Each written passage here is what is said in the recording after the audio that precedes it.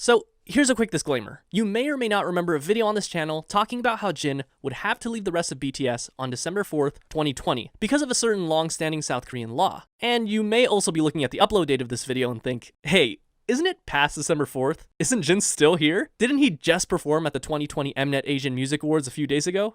There! That's him right there. Okay, we can all see that he's still here and he hasn't shaved his head yet. So now that that's out of the way, what happened? Was I just lying in that video? Was it just clickbait? Well, no, everything I said in that video was true. It wasn't that my information in the video was incorrect. It's that South Korea itself changed its mind. If you've watched this video before, I should let you know that this video is mostly the same as the last video, but I changed some of the information to reflect the recent changes in South Korean legislation in order to avoid misinformation. And I also fixed some audio issues that really bugged me. But there's also a good chance that you haven't seen this video before. I mean, when this video was uploaded, we only had 37,000 subscribers. So if you haven't seen it before, enjoy. And thanks again for the 100K. If you've been following this channel, BTS really is a group that requires no introduction. The hip-hop group started in South Korea in 2013, eventually becoming the quintessential worldwide K-pop boy group phenomenon we know today around 2017. Right now, it's not an exaggeration to say that they're on top of the world, and as far as pop groups go today, they're unmatched. Nice to meet you, Guy.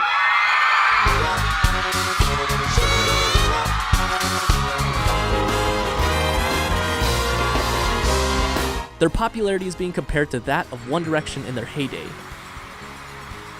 Or even the Beatles.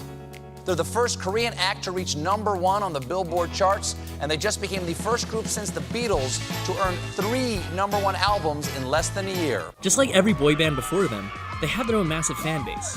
Their fans, known as ARMY, are some of the most passionate fans that you can find in the whole world. However, starting in December 4th, 2022, ARMY will likely see the members of BTS join the South Korean Army. You see, mandatory military service in South Korea has been around since 1948.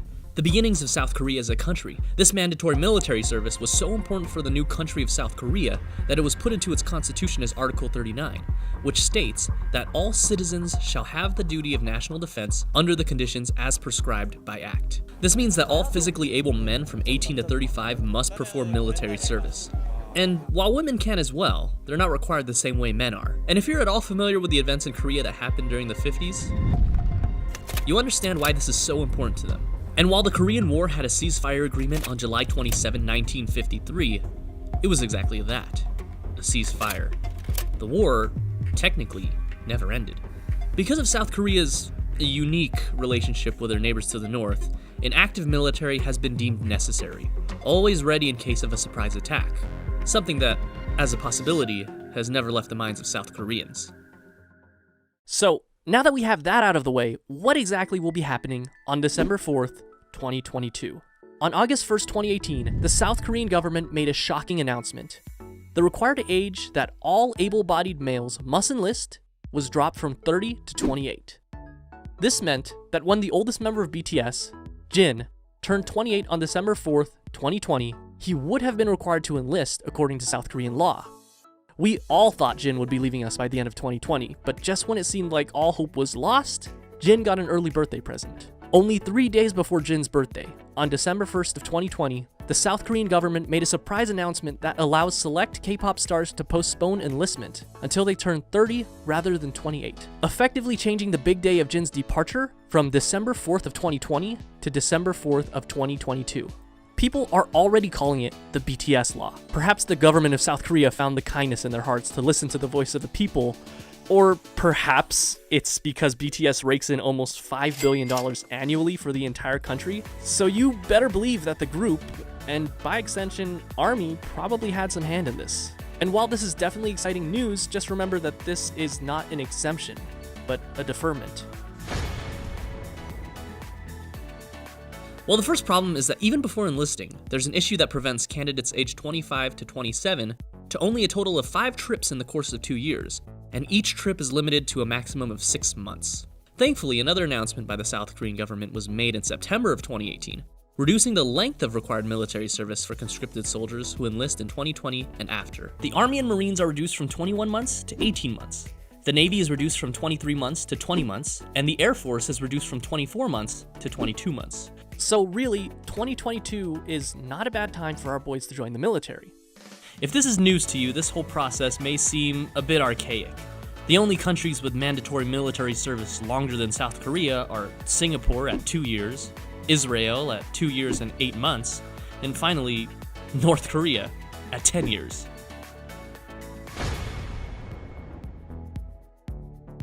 Because of the constant tension between North and South Korea, we don't expect this law requiring mandatory service to be abolished anytime soon. There have been exemptions to military service, however, particularly when it comes to the athletics and the arts, such as Son Heung-min, a football player for Tottenham Hotspurs, and world-famous pianist Jo Sung-jin.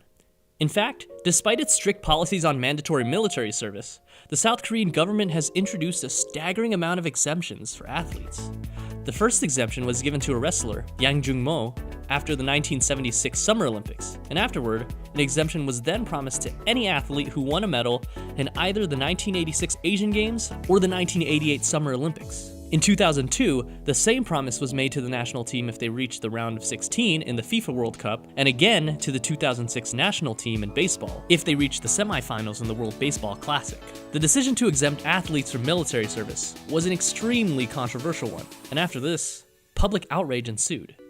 The government has since scaled back on exemptions. Current regulations state that there will be special treatment given to any and all athletes who win medals in the Olympic Games or gold medals in the Asian Games. But rather than a complete exemption from military service, they are placed in grade 4 to be enlisted for supplemental service or the second citizen service, rather than active duty service. Unless they are an exceptional case, they will not be placed in grade 6, exempt.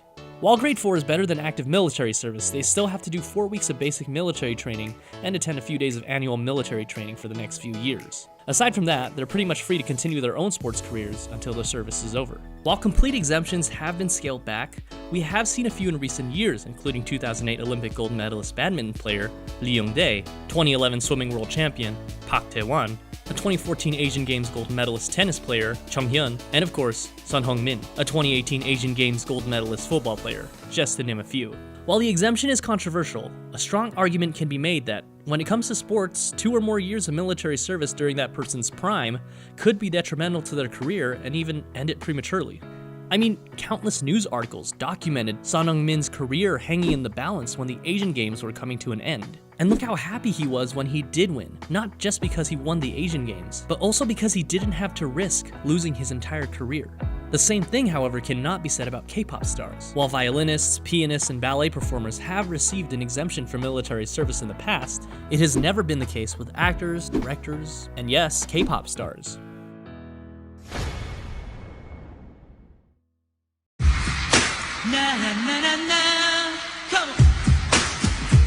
Popular in the late 90s and early 2000s, Yoo Seung-jun, also commonly known as Steve Yoo, is one such K-pop star who wasn't exempt from the draft and decided he didn't want to serve in the military. Starting his career in 1997, Yoo was the face of the K-pop industry, before there really was much of an industry. He won countless music awards and consistently topped the Korean charts. But in 2002, right before he was supposed to enlist for mandatory service, he emigrated to the United States and became a naturalized American citizen. Little did he know that this decision would completely end his music career in Korea. The government considered this an act of treason, deported him, and banned him from ever entering Korea again. Immediately after, Yoo applied for a Korean visa at the Los Angeles South Korean consulate, which was promptly denied. In 2015, he appealed to the Korean court to reverse the decision to deny his visa, appearing on video, pleading on his hands and knees, saying that he'll do whatever it takes to be accepted back into Korea, but he was denied once again. He tried to appeal it a final time in 2017, but after a court hearing, he was denied once more, and he is no longer allowed to appeal his entry ban.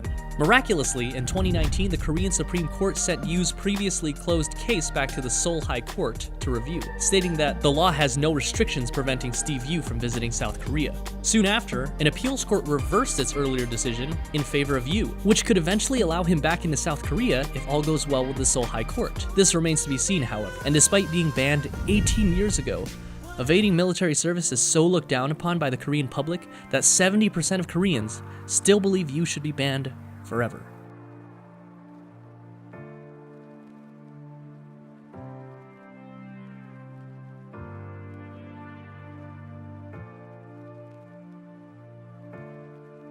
Perhaps the most high-profile Korean celebrities to have served in the military so far have been G-Dragon and the rest of Big Bang. They played it smart, and nearly all of them chose to enlist in 2018, with the exception of T.O.P., who enlisted in 2017. This resulted in the band returning nearly all at the same time in 2019, only a few months apart from each other. So what can be done in BTS's case? Here are 5 possible options that I've listed from option A to option E.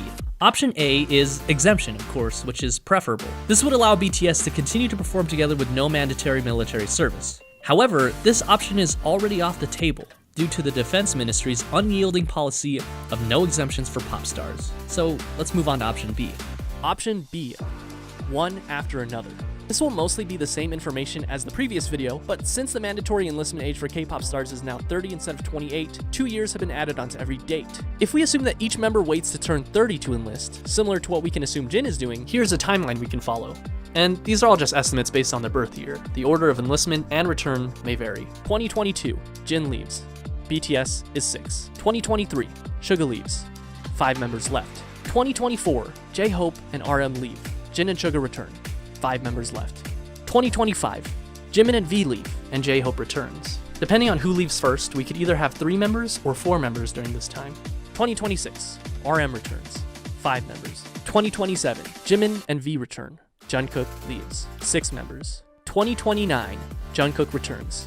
And BTS is 7. There are several strange things that will happen to the group if they choose to enlist one after another. First off, for some of 2024 until Suga returns, they won't even have a rapper, unless you count Jungkook, with the remaining members being Jin, Jimin, V, and Jungkook. In 2025, there's a chance that BTS will have only 3 members, with Jin, Suga, and Jungkook. And finally, there may be a chance we see an OT7 reunion for about 3 brief months from June to September of 2027, right before Jungkook leaves. But after that, they will only be 6 until 2029. That's 9 whole years from now. And remember, these are just estimates based on their dates of birth. They may choose to enlist earlier if they want to.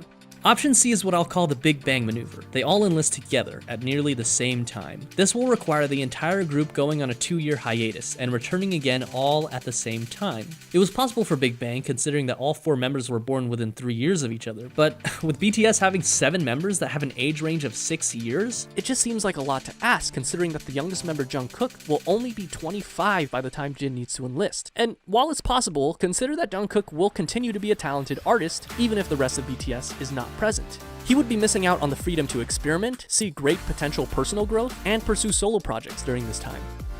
Option D is what I will call the Fentone solution, posted by Quora user Daniel Fentone while doing research for this video. He suggests that the enlistment can be staggered and done in 2 to 3 staggered groups, with the groups having at least 1 rapper and 1 vocalist, 1 English speaker, and 1 golden. This ensures that there will always be a group ready for concerts and promotions, as well as a comeback by 2023 or 2025 if we had 2 years with the new legislation. Now, option E is, are you ready? Wait until the draft is abolished or Korea is reunified. Now, for either of those, don't hold your breath. But it is possible. No matter what option BTS chooses, Jin says he's ready to serve, as is the sacred duty of every South Korean citizen. 만약에 결정되더라도 정말 좋은 모습을 보여드리기 위해 노력하고 있습니다. Now, what do you think they'll do? What do you think the future holds for BTS? If there's a suggestion that hasn't been discussed in the video, let me know in the comments. The original video came out in February of 2020, back when we had less than half the subscribers we do now, and the great feedback and support we've received since then have been absolutely enormous. First off, if you've been with us since then, thanks for watching it twice. And I guess even if you're new, a big thanks for all the love and support. Also, keep an eye out for the next big update to this video in 2022. Thanks for watching. Hey guys, if you like our video and want to support our channel in any way, buy us a coffee on Ko-fi. There's a link in the description below. Thank you so much for your continued support.